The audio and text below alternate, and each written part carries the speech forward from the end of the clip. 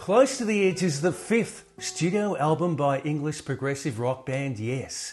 It was released in September 1972 by Atlantic Records. Yes, at that time consisted of lead vocalist John Anderson, bassist Chris Squire, drummer Bill Bruford, guitarist Steve Howe, and keyboardist Rick Wakeman.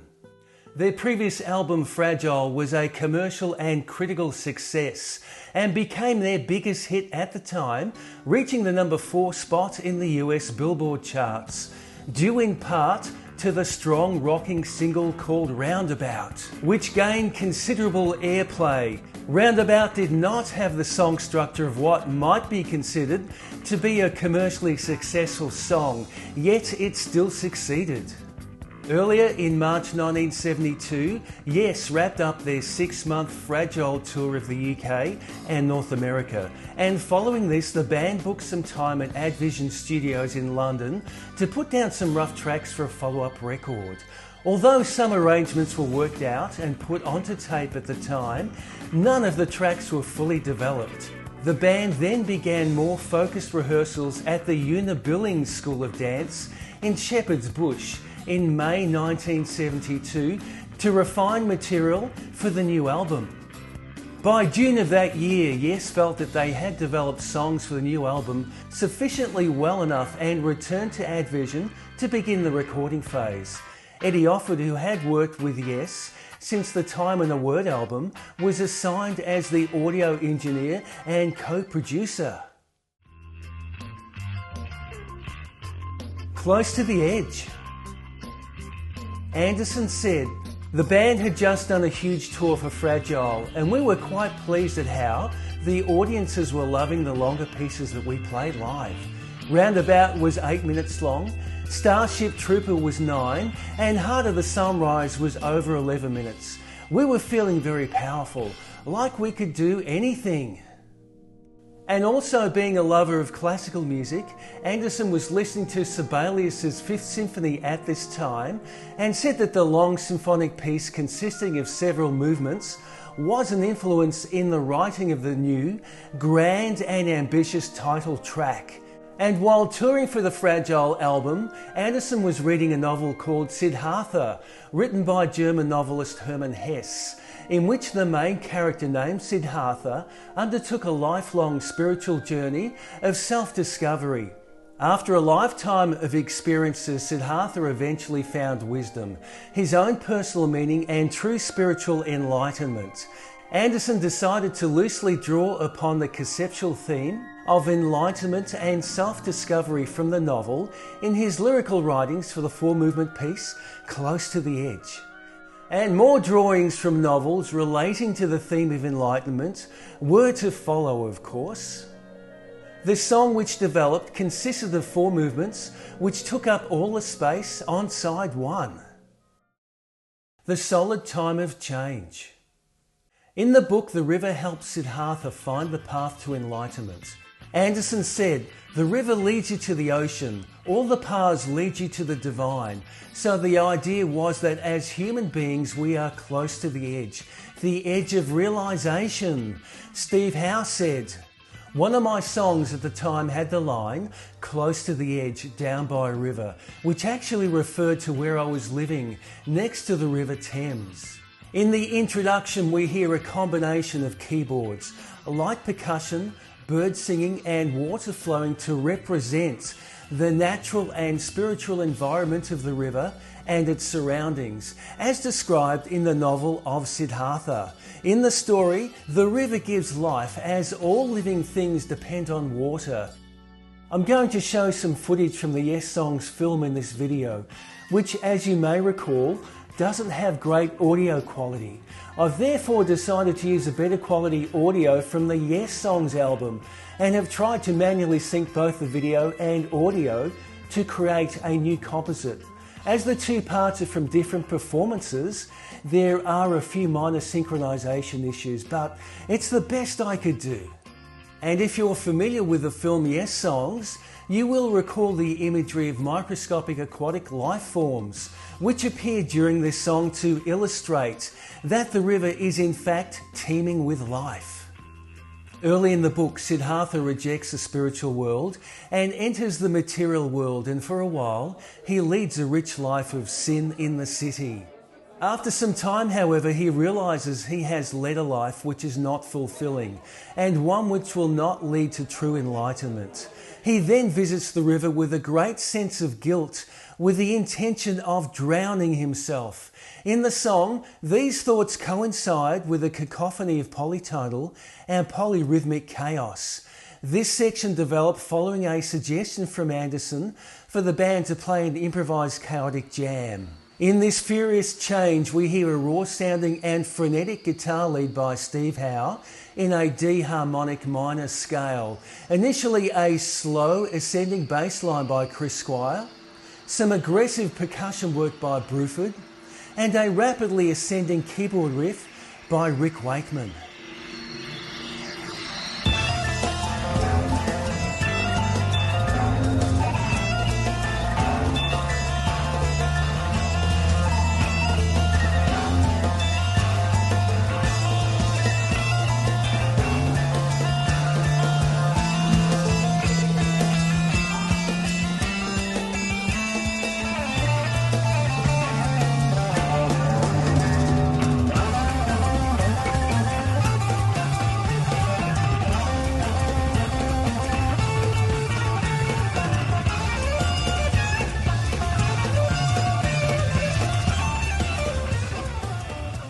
Siddhartha has been told that he will hear many sounds by the river. He stands on the riverbank, stares into the water, closes his eyes and intends to slip towards death, but suddenly hears a sacred sound, which is a sonic representation of the divine. The sacred syllable awakens his spirit, makes him realize the foolishness of his actions, and compels him to retreat to safety. In the novel, the sound Om is heard. But in the song, we hear the syllable followed by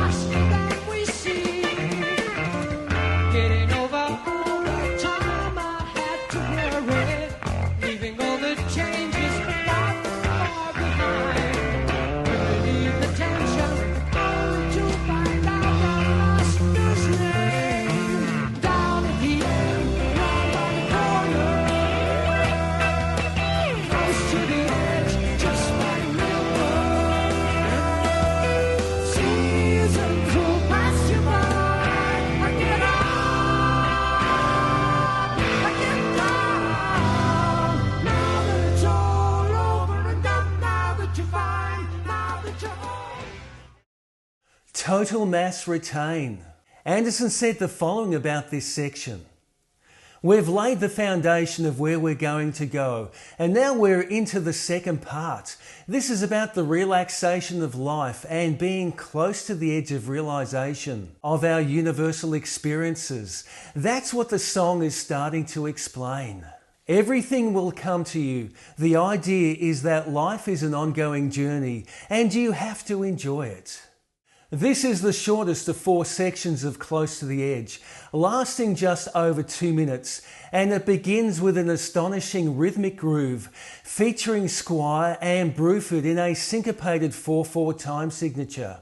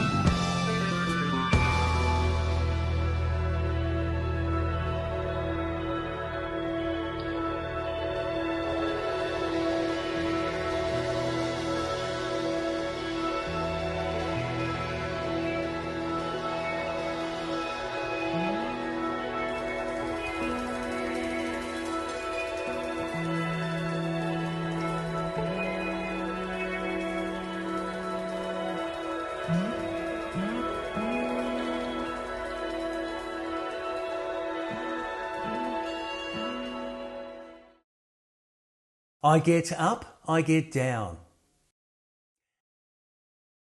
This is the most beautiful of the 4 movements, which is exceedingly expressive and superbly arranged. It opens with dreamy ambient mellotron strings and a sitar played by Howe, which both soon fade.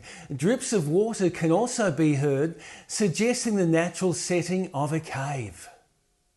Anderson said, "I'm a big fan of the Beach Boys and the association. Steve and I were working on this, and at one point he said, 'I have this other song.' And I said, 'Well, start singing it.' And he went, 'In her white lace, you could clearly see the the ladies have been looking, saying that she'd take the blame for the crucifixion of her own. Get up,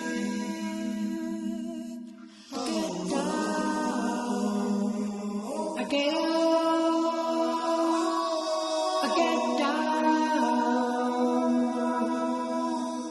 up. When I heard that, I said, wait, that's going to be perfect. You start singing that with Chris, and then I'll sing my part. We'll have an answer back thing.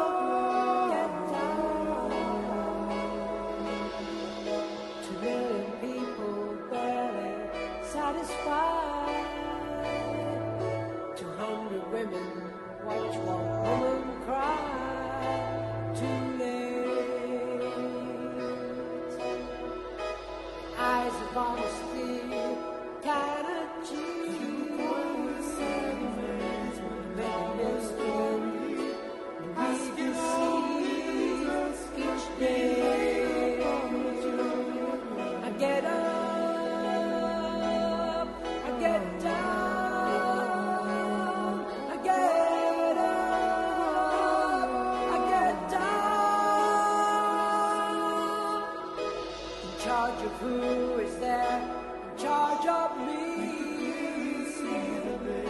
Do I become blinded and say I see the way? The truth is written all along the page.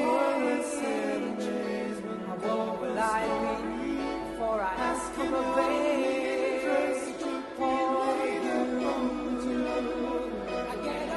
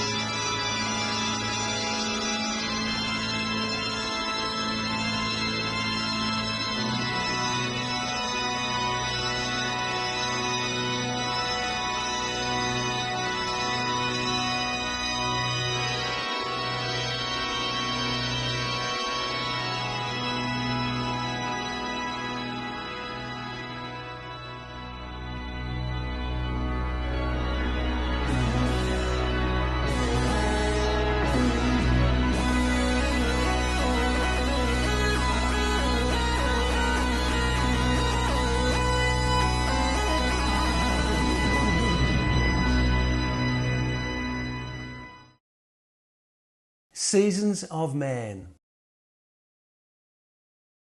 Musically, the piece builds to a final chorus and then fades to the sounds of nature as heard in the beginning. So the song ends the same way as it began, as we hear the sounds of birds and water running in a river.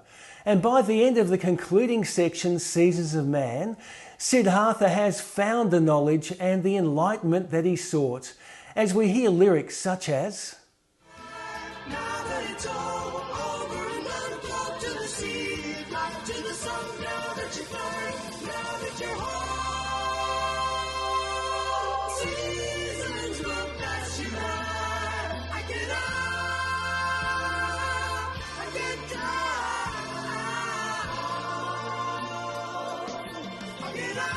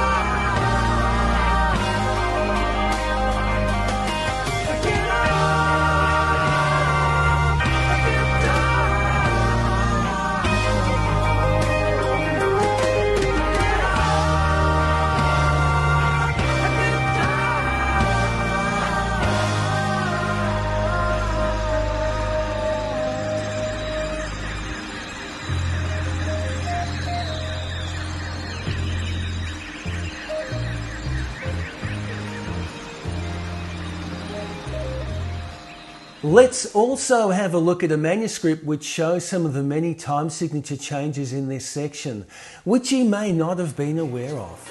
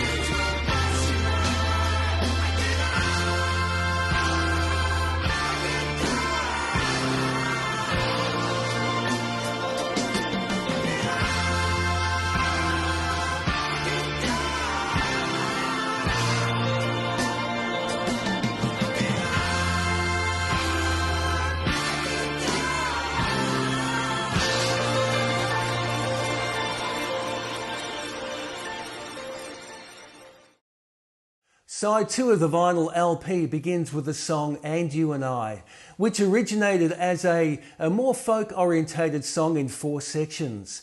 Its style and themes were worked on by Howe, Bruford and Squire, and is the only track on the album which credits Bruford and Squire as writers. Chord of Life. Anderson wrote the lyrics in this song to represent a meeting with the divine. So You and I refers to the divine and I. Anderson said he preferred the sound of And You and I to just You and I. So this is what we hear. Again, we have 4 movements and the song opens with the Chord of Life section, beginning with an OK from Steve Howe, after which he plays some harmonics on his 12-string acoustic guitar. This moment was not originally part of the song, but Offord liked it and persuaded the band to keep it in. After this mini intro, Howe settles into a more defined pattern, featuring slow and bright guitar notes. Okay.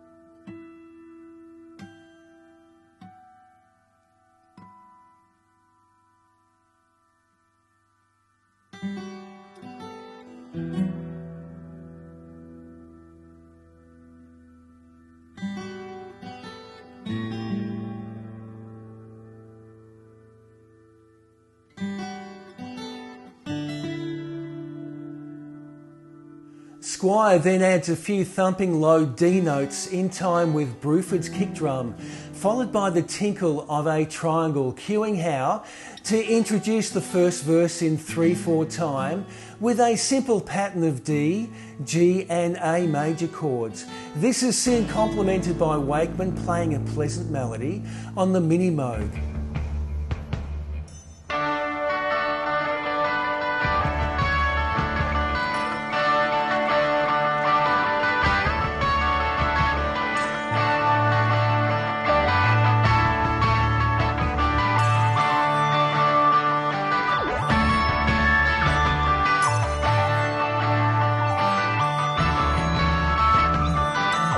A man can see the moments answers to the dream.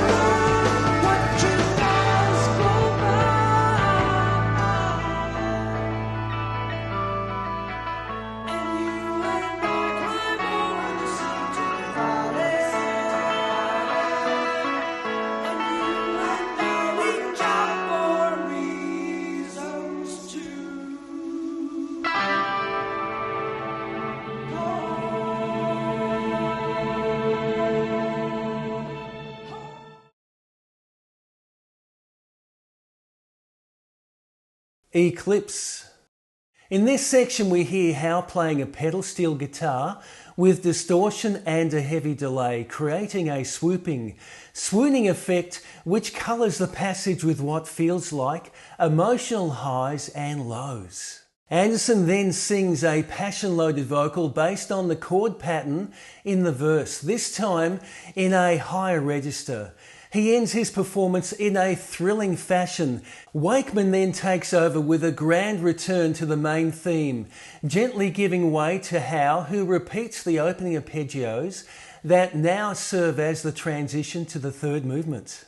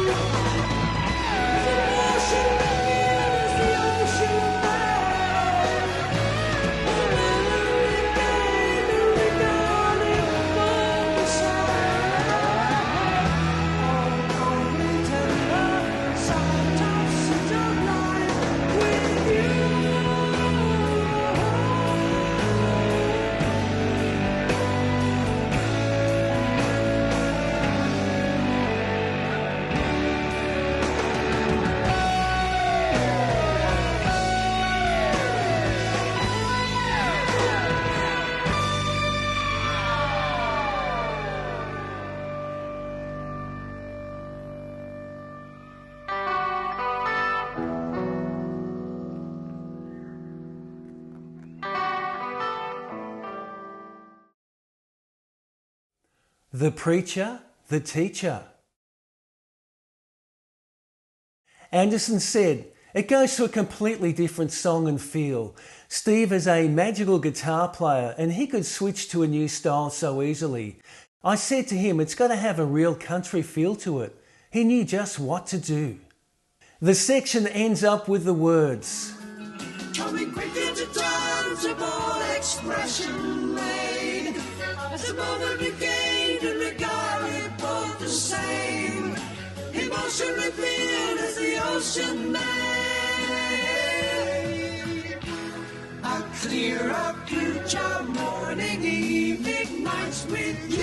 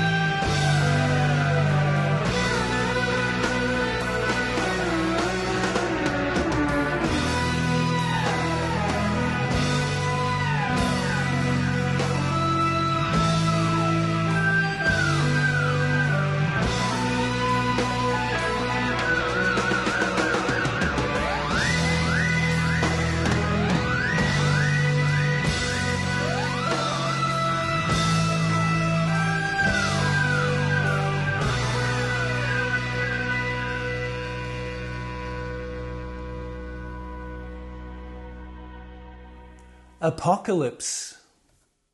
This is a brief closing passage in which we hear the final verse sung to a slightly different melody, while Howe doubles on acoustic and slide guitar. It's a fitting ending that leaves us feeling warm and content.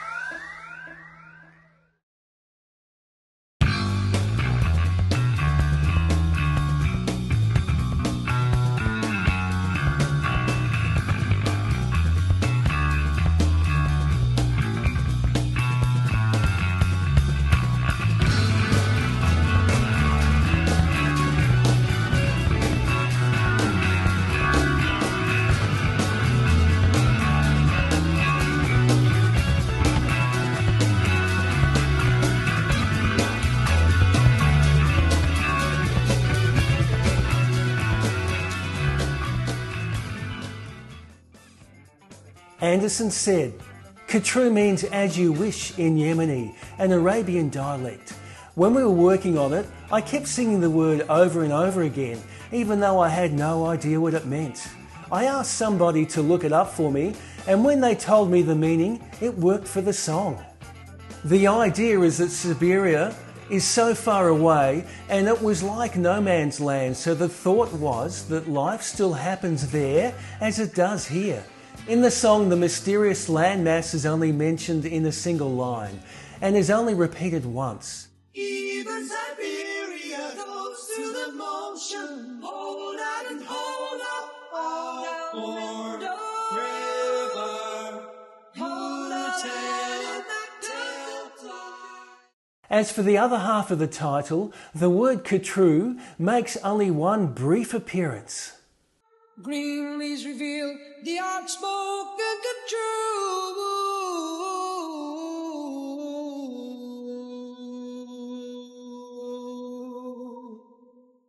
Siberian Khatru is pretty much a straightforward rock song which developed from an idea Anderson had on an acoustic guitar. The song was often used as an opening number at concerts, and at just over 9 minutes in length, Siberian Khatru seems like a short song on this album. It also features a brief, what might be initially considered to be a left of centre, baroque sounding harpsichord solo from Wakeman at just over the 3-minute mark, in what is a strong rocking track, but it sounds just perfect.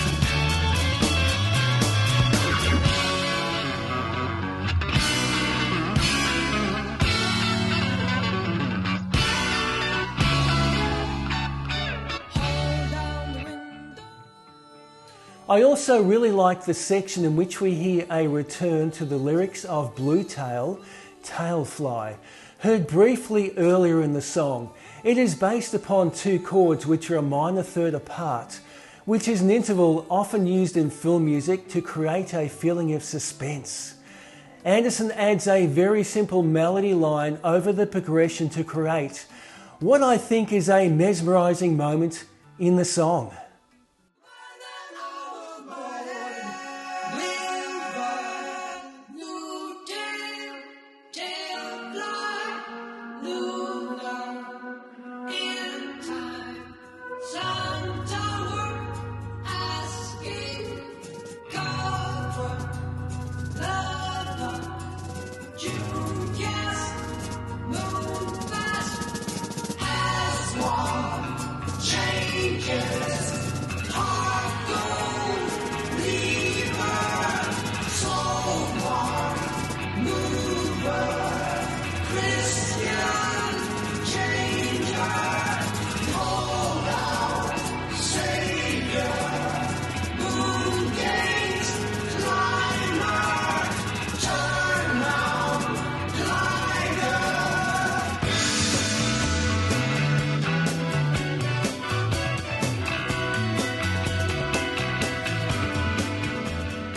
The song has interesting riffs, themes, bridges, and a section of vocal chants.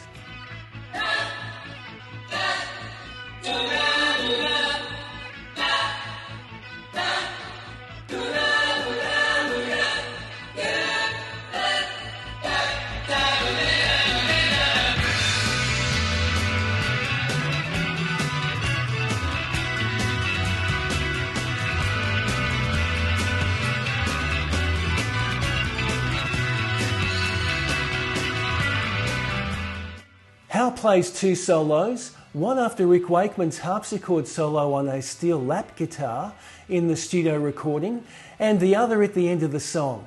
In the latter, Howe purposely played the closing solo without being able to hear what it sounded like as an experiment. When the band listened to the playback, they thought it was weird but suitably interesting, and the solo was included.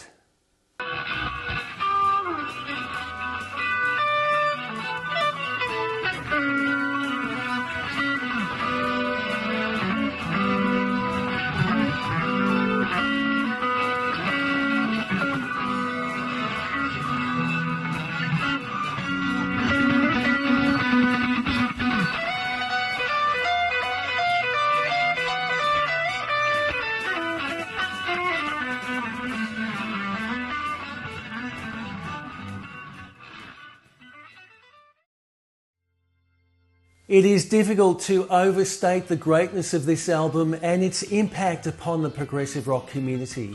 And I believe that all three songs are remarkably cohesive and hang together flawlessly. Anderson and Howe were the main creative drivers for the direction the album was to take, while Squire took a lead role in helping Offord with the production. Yes could have continued with a successful formula, which created the fragile album, but Anderson in particular wanted to keep things moving, keep expanding, and keep developing musically. Before long, it became clear that the song Close to the Edge was going to be very different, as the developing complexity of this track challenged members like no previous work.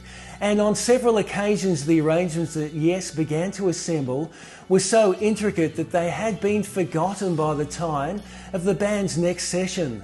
For this reason, the band began to tape their rehearsal sessions. Yes continued to record the song, sometimes in sections less than 1 minute in length, though they still had no ending for it. Then once the sections were assembled, the band had to learn to play the composite musical array for follow-up live work. The recording of this song alone took 2 months at Advision and was an exhausting experience for all involved. A typical day for the recording of the album comprised of Steve Howe arriving first to tune his guitars. Wakeman would then arrive at about 10 a.m. Bruford would then turn up and find out that Squire was late again. Then John Anderson would arrive and some planning would begin for the day. Squire would be the last to arrive early in the afternoon and then would go and tune his bass, so the band were lucky to start playing by mid-afternoon. Wakeman later elaborated on some aspects of the recording. Squire's approach could be a source of much frustration and tension. Chris would play and then want to redo the whole thing. We'd go, but we're happy with what was played, so he'd fuss around and redo everything, and often. So then I'd go up to the pub around the corner and come back at 10 or 11 p.m. and Chris was still doing his bass part again, with Steve and John trying to egg him on. Wakeman mentioned the following about the mixing. At the end of the day, it got so compressed it didn't matter who pressed or twiddled what. Everyone was listening only to their own part and not the overall thing, not thinking about the finished product. There was tension in the making of the album, which was likened by Bruford as like having 5 people trying to write a novel together. Yet despite the difficult working environment, the completed album was exceptional. Yes succeeded in attaining their ambition to record an indulgent sidelong epic without any padding, and also delivered 2 other superb tracks of progressive rock to deliver the masterstroke of Close to the Edge. So let's talk about the artwork now. Close to the Edge was packaged with a gatefold sleeve designed and illustrated by Roger Dean, who previously designed the cover for Fragile. It marked the first appearance of the band's bubble logo type, placed on top of a simple front cover design of a linear colour gradient from black to green. Dean sketched the new logo during a train journey from London to Brighton, after having an idea that the three letters could be put together in an interesting way. He gained the inspiration for the album's artwork during a visit to Haystacks, a tall hill in the Lakes District. He took a photograph at its summit and observed the many towns surrounding it. I was imagining this lake as something grander. He then had the idea to present a drawing of a waterfall constantly refreshing itself, pouring from all sides of the lake. In this way, Dean helped to elevate the mystical ideas and imaginative music of Yes with his artwork, which depicted landscapes of idyllic and exotic fantasy. Close to the Edge was released in September 1972, 6 weeks into the band's 72 to 73 world tour to promote the album. It became their biggest commercial success since their formation, reaching the number 3 spot in the US at a time when prog rock was pretty much mainstream music. Perfection is something which is not possible, or is it?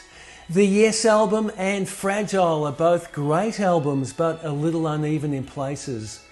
But I'm hard pressed to find a flaw in the Close to the Edge album, from the mysterious intro that sounds like her approaching an uncharted island in the midst of your imagination, to the fascinating interplay between Squire and Howe as Siberian Khatru fades away.